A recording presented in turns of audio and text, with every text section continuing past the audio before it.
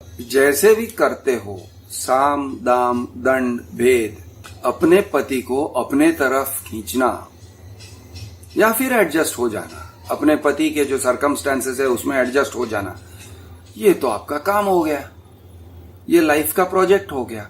अब इस प्रोजेक्ट को कैसे अच्छी तरह से फुलफिल कर सकते हो, करो। और अगर आपको लगता है नहीं ये मैं बिल्कुल बर्दाश्त के बाहर है, ऐसे नहीं कर सकती हूँ, ठीक है, तो बाहर का रास्ता ढूंढो, डाइवोर्स करने का रास्ता ढूंढो। वो करने में प्रॉब्लम्स हैं, हाँ प्रॉब्लम्स हैं। अब वो उसमें भी जितना खून खराबा कम होगा, खून खराबा का मतलब मैं लिटरल खून खराबे की बात नहीं कर रहा हूं, लेकिन जितना क्लीन रास्ते से तुम निकल सकती हो, जितना कम रेजिस्टेंस के साथ तुम निकल सकती हो, जितना कम पेन के साथ तुम निकल सकती हो। अगर टोटली इंटॉलरेबल है, ये चल ही नहीं सकता है, ऐसे हो ही नहीं सकता है, ये मैं जीते जी मर रही हूं, मेरा दम घुट रहा है इस घर में।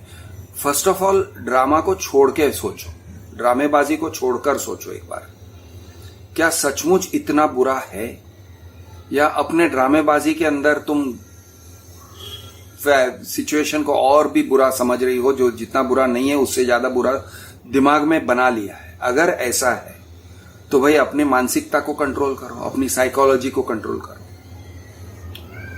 और अगर सचमुच में बहुत बुरा सिचुएशन है, टेरिबल सिचुएशन है, ठीक है, तो फिर करो, डाइवोर्स प्रोसीडिंग स्टार्ट करो, सोचो, प्लान करो किस तरह से करना है। शायद अपने पिता से एक बार जाके या अपने भाई से जाके एक बार मिलो, बात कर लो, देख लो वहां पे आपको कितना हेल्प मिलेगा या आपको कितना सपोर्ट मिलेगा या नहीं मिलेगा। कुछ फैमिली सपोर्टिव होते हैं, किसी के बहकावे में मत आओ, ऐसे मत, अरे उसको मैं मार डालूंगा, उसको मैं ऐसे करूंगा वैसे करूंगा, वो सब मत करो, ड्रामेबाजी मत करो। क्लीन रास्ता ढूंढना पड़ेगा। मैं तो यही सजेस्ट करूंगा। कुछ लोग वकील से बात करोगे तो वकील कहेगा अरे उससे मेंटेनेंस लो, ये लो, वो लो, फाड़ के ले लो, चीर के ले लो, जितने पैसे खींच के ले सकते हो ले लो। भाई वो भी एक तरीका है, केस डालो, फॉल्स केसेस डालो, वो भी एक तरीका है। ये लोग एडवाइस करते हैं, लॉयर्स एडवाइस करते हैं। मेरे हिसाब से उसका लाइफ तो मैस हो ही जाएगा, आपका भी लाइफ मैस हो जाता है। ये सब करने में उसका लाइफ तो मैस हो ही जाएगा डेफिनेटली, उसकी जिंदगी बर्बाद हो जाती है, ठीक है, लेकिन साथ में आपकी जिंदगी भी बर्बाद हो जाती है, औरतों की जिंदगी भी बर्बाद होती है। और जब वो उस रास्ते पे निकल पड़ती हैं, ये एडवाइस लेके, वकीलों के एडवाइस लेके, तब उनको पता नहीं चलता है कि ये कितना फक्ड अप एडवाइस है।